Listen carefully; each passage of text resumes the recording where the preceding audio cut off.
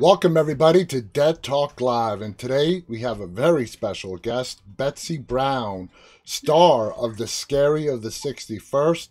Betsey, thank you for being here with us today. How are you doing? I'm doing fabulously now that I'm with you. Oh, that is awesome. So before we get started, let's tell people where they can watch The Scary of the 61st. It is available for streaming on AMC Plus and Shudder, and it's also available on your favorite video on demand platform of choice. So you have many different options to watch it. So it's been 2 months approximately since I've seen the movie. And you know that thing that you've seen a movie that's made an impact on you? I'm still thinking about it, okay? And it's been well over 2 months. I thoroughly enjoyed the film, but it is just such a mind bender of a film.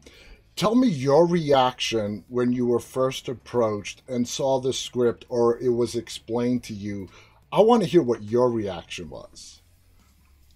My immediate reaction was, I need to do this. I love Dasha's and not Dasha Nekrasova, the director, and Madeline Quinn, the writer.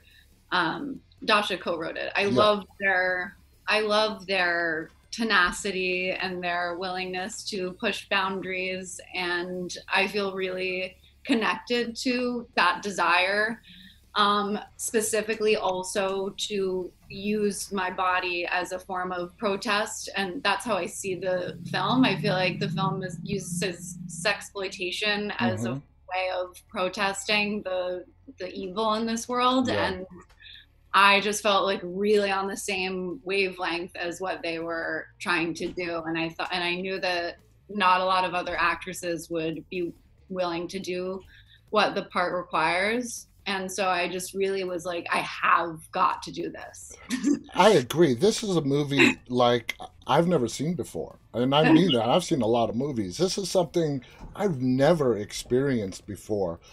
It has many Okay. different layers to it. There's the whole conspiracy layer involving the Jeffrey Epstein case.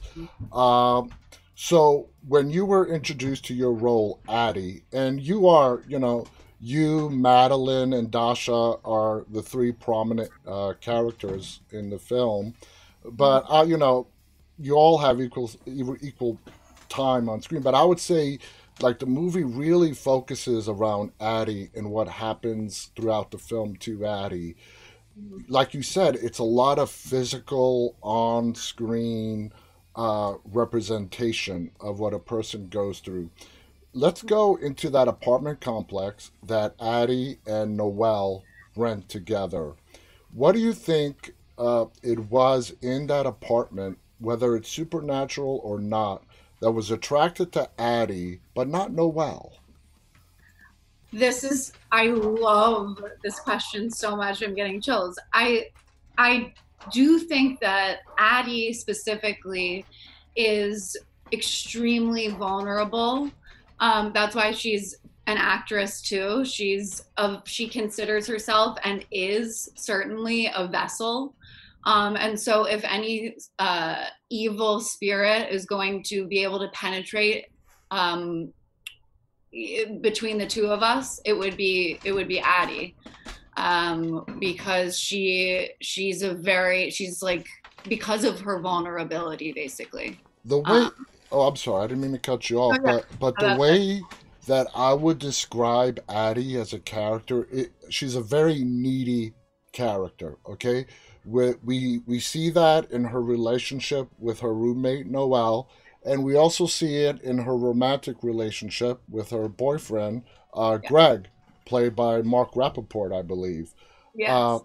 when you get a role, do you build a back? And this is a question I love asking actors. Do you build a backstory? And if you did, what in your backstory made Addie be so needy and clingy, for lack of a better term? I'm not one to sit down and write a backstory for my characters. I do feel like my approach is extremely intuitive and kind of, as you can maybe tell it's like very movement Mm-hmm. based and sort of like, yeah, feeling really primal. I'm really trying to connect to the primal nature of humanity when I'm acting. But with the needy aspect, it's in this, I feel like I got what I needed from the script in terms of Maddie's character Noelle. She says that her father was basically kind of a, she says flippantly a pedophile, but I don't know if that's, I don't take that fully 100%, but it's, there's definitely an absent or sort of maybe abusive father situation going on there. Mm-hmm. And then there's also since she's an actress, she's dealing with so much rejection. So in her personal life, she is very needing a To lot of reassurance, and and so that's, yeah, and to be accepted by the people exactly. around her. So Noelle is the complete opposite of Addie, and throughout the film, we see Noelle a lot of times put Addie down. What is your explanation as to how Noelle expresses her feelings for Addie, but yet still moves in with her, is friends with her, supposedly best friends? If you were to guess, what are Noelle's? I mean, what's her motivation? Well, Noelle's, my interpretation is that Noelle's motivation is to sacrifice Addie. Her plan, this was her plan from the very beginning. There is that scene when she said, when we're in the home goods store and she Mm-hmm. says, you know, when I move out. So she's Yeah, already planning on moving out after, you know, once she sacrifices Addie. yeah. So I think she was like, I need to be young forever. I am horrified at the idea of becoming an older woman. And so I need to find my most vulnerable friend to sacrifice, because that's just that's who will kind of like blindly Yeah. go along with this plan of mine. Now this movie is very it's an artistic film 100%, and it's open to so many different interpretations. Let's talk about Dasha's character. Mhm. To give you an example, her character doesn't have a name. Yeah. She's just known as the girl. So Dasha and Madeline co-wrote the script together. Did you guys have like meetings before production started on basically so everyone's on the same page as to the motivations of your characters and how certain scenes should play out?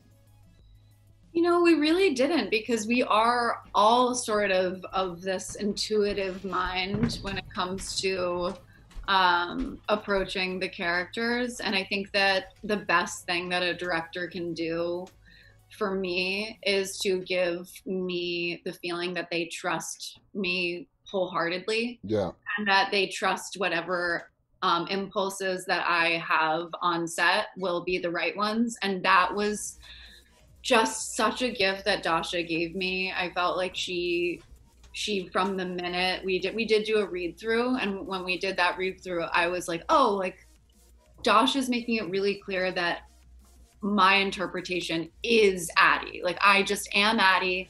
And so that was all I needed. I didn't even need to, we didn't need to do the motivation thing. That That's I like to awesome. get out of my head and into my body. So the motivation stuff is for kind of for after, for like seeing the movie and being like, oh, that's what this was all about.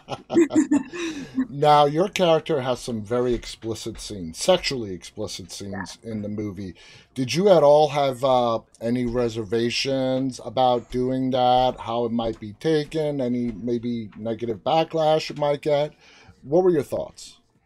I feel like I should have more like worries about it, or like my answer should be like I was nervous, but I there's something about this kind of material. It's not my first rodeo with like being really um just sexually explicit on camera. I do believe that sexuality is such a huge part of being a human, and I Hmm. don't really, and I want to be somebody who can just fully embody that for a movie. Absolutely. I really don't have a lot of, I have no modesty. So it doesn't, it's just fun. I just enjoy that kind of acting. That's awesome. I mean, it's freeing to be an artist and to go out there and portray the roles that you are given. Let's talk about the entity a little bit because it is a little bit of a mystery. We have the whole conspiracy with Jeffrey Epstein, and then there's something that possesses you in that apartment. It literally, I mean, it's a classic possession scenario. You have times where you don't remember what you do. You sort of repress into like a 13-year-old girl or an adult woman acting like a 13-year-old girl. What's your Yeah. interpretation of the whole possession thing?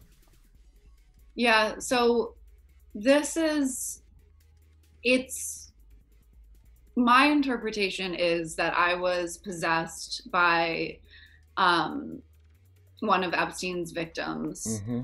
and the way in which this victim handled the atrocities done onto her was by over sexualizing her whole mind, Yeah. and by just that sex just took over her entire being, and that was all she was.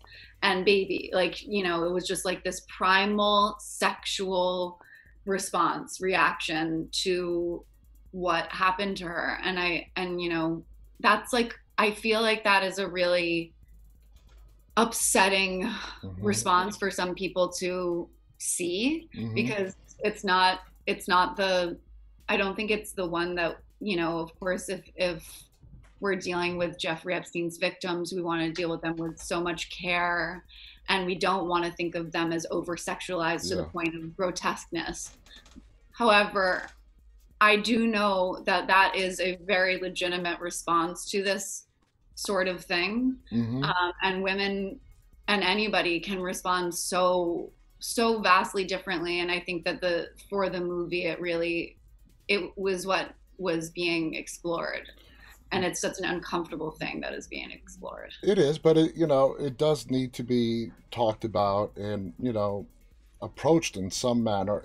One of my favorite scenes in the film that really captures the audience's attention is when you and Greg are in the bedroom and you get taken over and you freak him out. Okay, we don't want to give too much away for the people who haven't watched it yet, but you really freak him out and you really have no memory of it afterwards.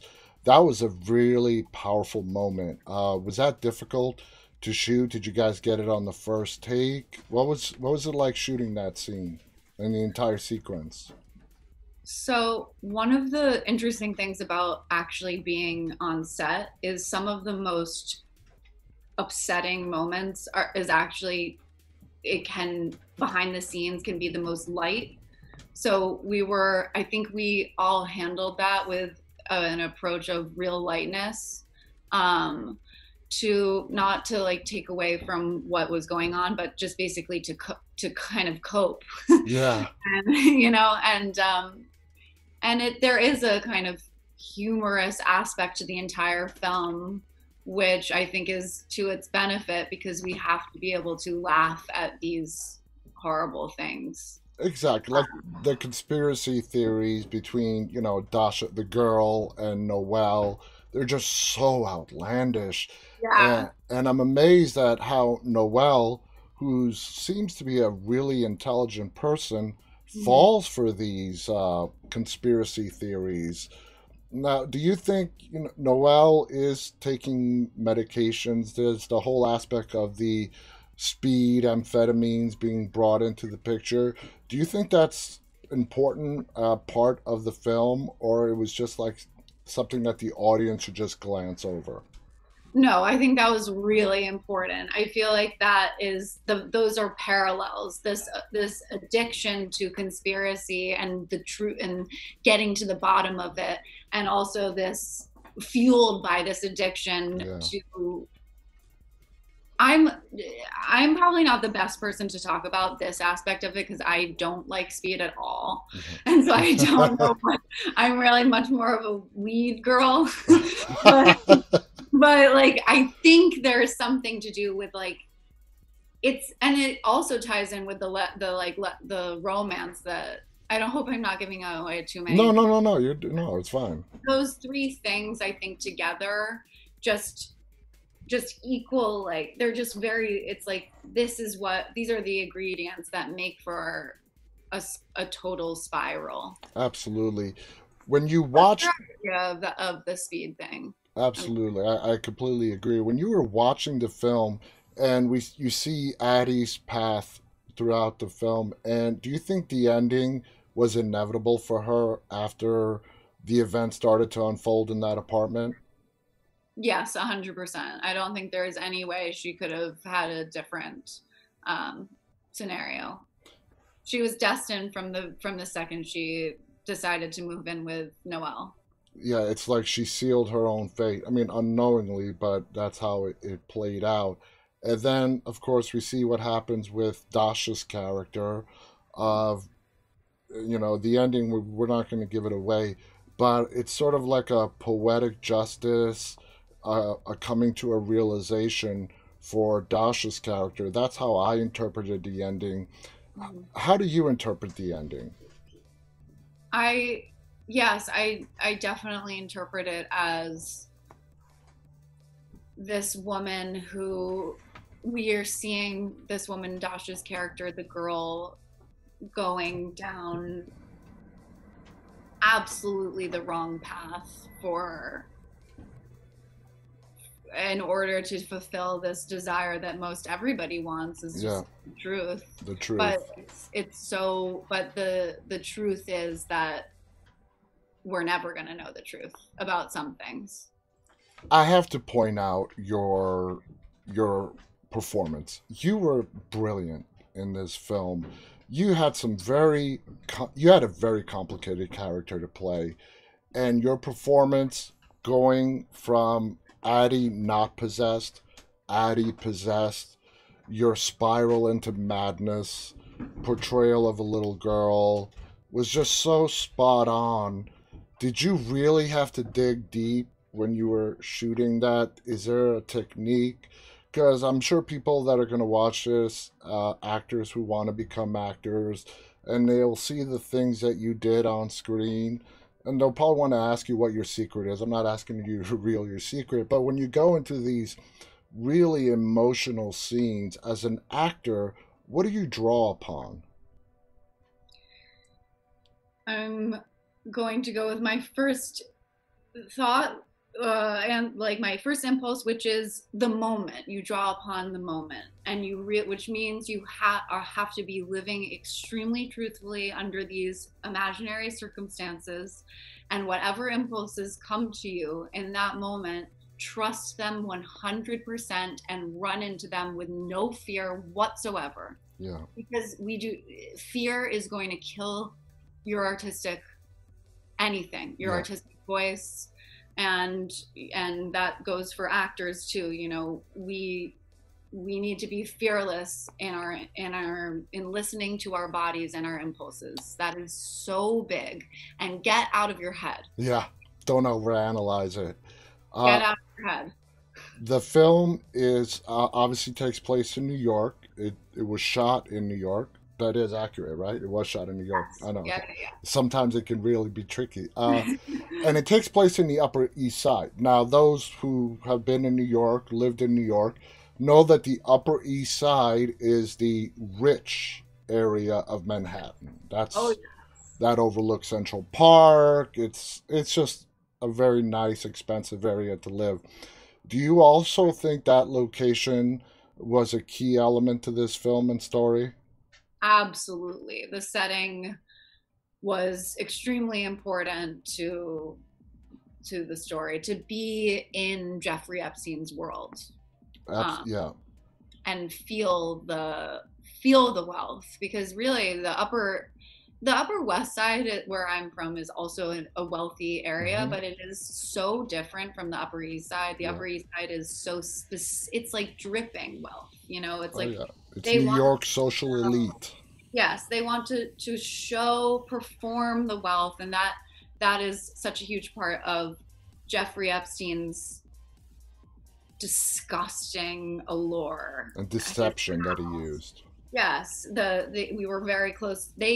Joshua and Maddie would visit his townhouse, and that was really to suck in that environment, and really that was really really important for the tone of the film. Absolutely. Everything blended in together beautifully. So let's talk about you. We just have a little bit of time left. Is there anything on the horizon that's coming out? I know you're filming something right now. What should we be on the lookout in terms of stuff coming from your side? Yes. Well, I am also a director. I just have my first feature as a writer, director, star, Nice. doing a small tour. It's called Actors, and it is starring my brother, who is also an incredible actor, Peter Vack. He is also an incredible filmmaker, and we are about to go into our third feature together, his sophomore feature, Nice. called www.rachelormont.com. That's awesome. Really excited to check that out. Betsy, I want to thank you so much for taking the time and sharing your insight into the movie. Again, guys, the movie is called The Scary of the 61st. It's available for streaming on AMC Plus, Shudder, and available for rent or purchase on your video on demand platform of choice. Betsy, do you have any final thoughts you want to share before we go?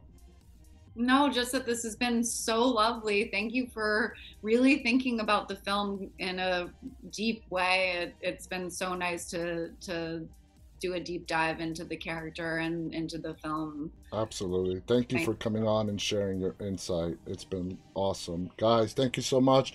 For those of you that are tuning in live and for those that will watch this later on behalf of the star of The Scary of the 61st, Betsy Brown, and myself, stay safe.